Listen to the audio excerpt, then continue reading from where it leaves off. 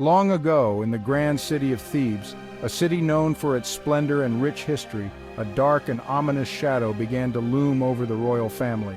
Thebes, with its majestic temples and bustling marketplaces, was a place of great prosperity and culture. Yet, even in such a place of grandeur, the forces of fate and destiny could not be escaped.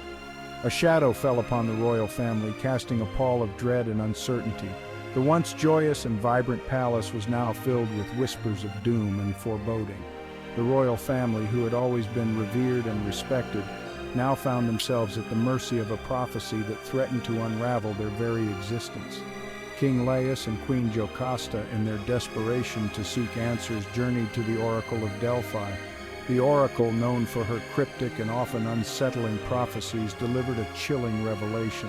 She foretold that their newborn son, Oedipus, was destined to bring about their downfall. He would kill his father and marry his mother, a fate too horrifying to comprehend. Their newborn son, Oedipus, lay innocently in his cradle, unaware of the dark destiny that awaited him.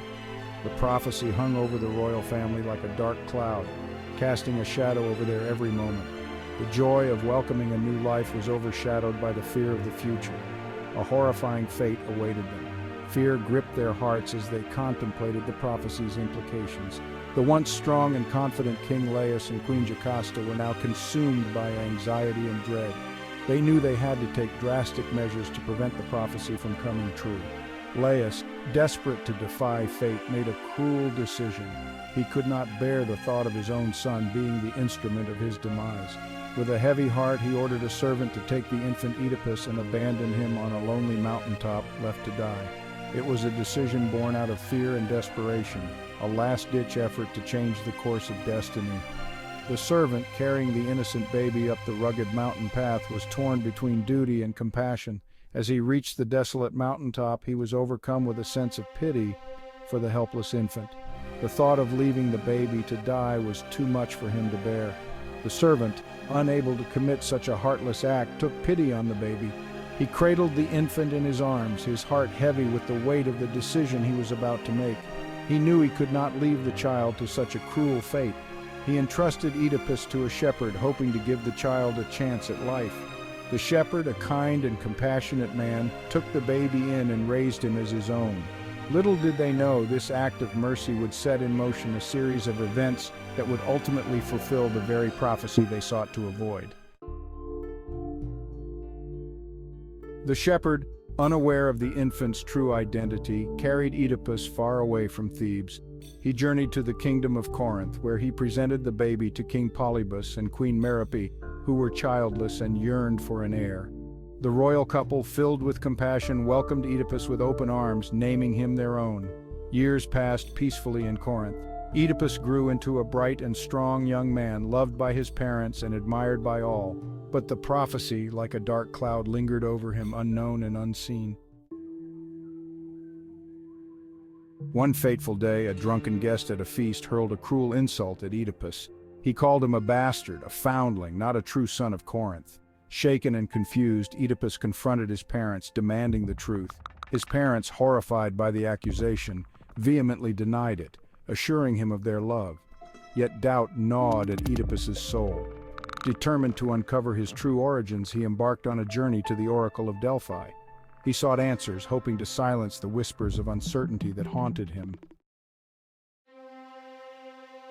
At Delphi, the oracle delivered a horrifying prophecy, not about his past, but about his future. Oedipus was destined to kill his father and marry his mother. The prophecy mirrored the one delivered to his birth parents, cementing his tragic fate. Horrified, Oedipus vowed to never return to Corinth, believing Polybus and Merope to be his true parents. Unaware of the truth, Oedipus set out on a new path, leading him away from Corinth and tragically directly towards Thebes. Little did he know, every step he took brought him closer to fulfilling the very fate he desperately sought to avoid. Meanwhile, Thebes was under siege by a monstrous creature, the Sphinx. With the body of a lion, wings of an eagle, and the head of a woman, the Sphinx terrorized the city. She blocked the road to Thebes, demanding travelers answer her riddle. Failure meant death. Countless travelers had perished, their bones littering the road. Thebes was on the brink of collapse. Then Oedipus arrived. a beacon of hope against the looming despair. The Sphinx, intrigued by his courage, presented her riddle. What walks on 4 legs in the morning, 2 legs at noon, and 3 legs in the evening? Oedipus, known for his sharp intellect, confidently answered, "Man." His voice echoed with certainty, a testament to his wisdom and courage. He explained how man crawls on all 4s as a baby, symbolizing the beginning of life, a stage of innocence and dependency. Walks on 2 legs in his prime, representing the strength and independence of adulthood, a time of vigor and ambition, and uses a cane in old age, signifying the wisdom and frailty that come with the twilight years, a return to dependency. The Sphinx, defeated, let out an earth-shattering roar and hurled herself off the cliff. Her demise marked the end of a reign of terror that had plagued Thebes for so long. Thebes erupted in joyous celebration. The people who had lived in fear and uncertainty now rejoiced in their newfound freedom. They hailed Oedipus as their savior, their hero. His bravery and intellect had saved them from the Sphinx's deadly riddle. In their gratitude, they crowned him their new king. Oedipus, the man who had solved the riddle, was now the ruler of Thebes. He married Queen Jocasta, the widowed queen, unaware she was his birth mother. Their union was celebrated with grandeur, a symbol of hope and renewal for the city. The prophecy had been fulfilled. The ancient words of the oracle had come to pass, weaving a tragic tale of fate and destiny. Oedipus, blinded by fate, had unwittingly killed his father and married his mother. The realization of his actions brought him immense despair, a tragic end to a hero's journey. In his anguish, Oedipus chose to blind himself and wander in exile, a penance for his unwitting sins. His story serves as a poignant reminder of the power of fate and the inevitability of destiny. The people of Thebes, though freed from the Sphinx, were left to ponder the cruel twists of fate that had led to their hero's downfall. The tale of Oedipus became a timeless legend, a story of wisdom, bravery, and the tragic consequences of destiny. Years passed, and Oedipus ruled Thebes with wisdom and justice.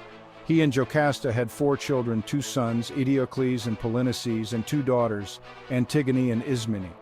They lived in blissful ignorance of the truth, but fate, once set in motion, is difficult to escape. A terrible plague ravaged Thebes, bringing death and despair. Desperate to save his city, Oedipus consulted the oracle. The truth, hidden for years, was finally revealed. The oracle proclaimed that the plague was a curse upon Thebes, a consequence of the king's unwitting crimes. Horrified and overwhelmed with guilt, Oedipus uncovered the whole truth. The realization hit him like a thunderbolt, shattering his very sense of self. He had been living a lie, a cruel twist of fate that had led him to commit the most unspeakable acts. He learned of his true parentage, the prophecy he desperately tried to outrun, and the terrible crimes he had committed. The prophecy that he would kill his father and marry his mother had come true in the most horrifying way. Every step he had taken to avoid this fate had only brought him closer to it. The weight of his actions, the knowledge of his unwitting sins, crushed him. He felt an unbearable burden on his shoulders, a suffocating guilt that left him gasping for breath. The faces of those he had wronged haunted him, their silent accusations piercing his soul. In a moment of unbearable self-loathing, Oedipus seized a brooch from Jocasta's robe and plunged it into his own eyes, blinding himself. The pain was excruciating, but it was nothing compared to the torment of his conscience. He believed that by blinding himself, he could atone for his sins, that he could somehow find a semblance of peace. He couldn't bear to look upon the world, knowing the suffering he had caused. The faces of his children, the people of Thebes, and the memory of his parents were too much to bear. He felt that he had no right to see the light of day, no right to witness the beauty of the world he had tainted with his actions.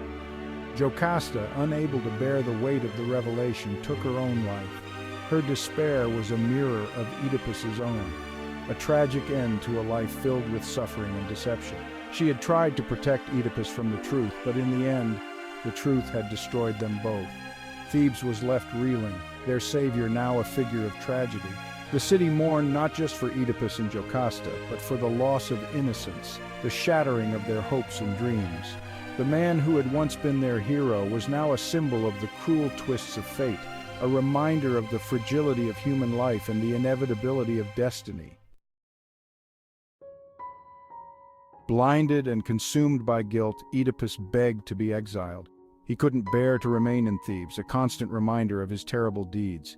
His sons, Eteocles and Polynices, consumed by power struggles, showed little compassion for their father. It was his daughters, Antigone and Ismene, who stood by him. They chose loyalty over power, compassion over judgment. They became his guides, his companions, sharing his burden of grief and guilt. Antigone and Ismene led their father, Oedipus, out of Thebes into exile.